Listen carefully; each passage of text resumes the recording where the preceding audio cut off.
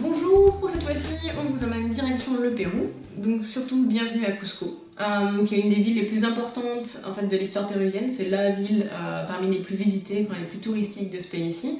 C'est l'ancienne capitale de l'Empire Inca, c'est une ville classée au patrimoine mondial de l'UNESCO aussi. C'est aussi la porte ouverte en fait, pour tout ce qui est excursion, et notamment les excursions qui vont au Machu Picchu.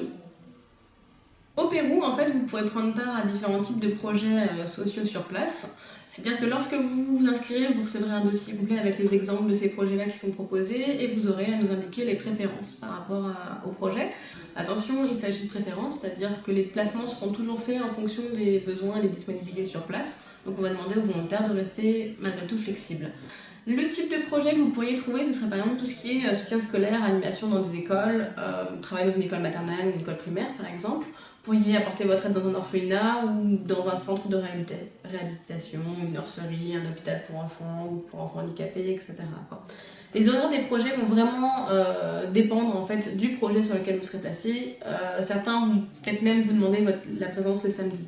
Vous aurez malgré tout du temps libre, les soirs et les week-ends, pour vous détendre, visiter les environs, etc. Attention, sur certains projets, les niveaux d'espagnol requis seront différents. Vous pouvez vous demander du niveau débutant, même jusqu'à un niveau avancé, si vous voulez donner carrément des cours sur place. Lorsque vous passerez votre entretien, on évaluera justement votre niveau d'espagnol. Si votre niveau n'est pas suffisant, je vous conseillerais de commencer par des cours d'espagnol. Web pourra bien évidemment organiser ces cours pour vous. Donc vous pouvez prendre très bien 4 semaines ou 8 semaines de cours en arrivant sur place. Que vous en ayez réellement besoin pour votre projet ou alors tout simplement parce que vous souhaitez progresser en espagnol et donc allier un peu les deux pendant cette période. Donc dans ce programme, vous aurez la chance de pouvoir séjourner chez l'habitant en demi-pension. Donc c'est vraiment avoir la chance de côtoyer les personnes directement sur place, mais d'être aussi hébergé souvent avec un ou deux autres volontaires d'une nationalité différente de la vôtre. L'avantage aussi dessus, c'est d'avoir vos petits déjeuners et dîners d'inclus. Vous aurez simplement le repas du midi à prévoir, donc allez vous acheter un sandwich en ville ou quoi que ce soit. Chez les habitants, les conditions de confort seront bien évidemment bien différentes de celles que nous avons en France. Pas d'eau chaude, pas de wifi, etc. Donc il va falloir s'adapter. L'avantage vraiment du Pérou, ça va être aussi de pouvoir combiner un projet de volontariat et un séjour linguistique pour améliorer votre langue et ensuite la mettre en pratique dans le cadre du projet de volontariat. Le projet de volontariat vous permettant aussi vraiment de découvrir la culture de l'intérieur et d'apporter votre aide localement. Vous aurez l'occasion en fait par exemple de partager vos cours comme vos projets de volontariat avec d'autres volontaires internationaux, mais toujours en petits groupes. Donc vous ne serez jamais 45 sur un projet, mais vous pourrez être 2, 3, 5.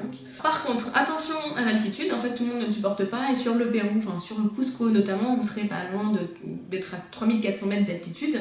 Le partenaire sur place en fait organise lui-même des activités auxquelles vous pourrez vous inscrire, mais vous serez aussi libre d'organiser vos propres activités de votre côté. Pour participer à ce programme, vous devez avoir 17 ans au minimum ou plus, être ressortissant de l'Union européenne et aussi avoir un casier judiciaire vierge. Votre dossier complet au moins un mois avant la date de départ et un niveau intermédiaire supérieur en espagnol, donc niveau de B1, si vous souhaitez ne pas prendre de cours. Si vous souhaitez commencer par des cours de langue, on peut accepter avec des niveaux bien en dessous, un niveau élémentaire, intermédiaire inférieur aussi pourrait fonctionner.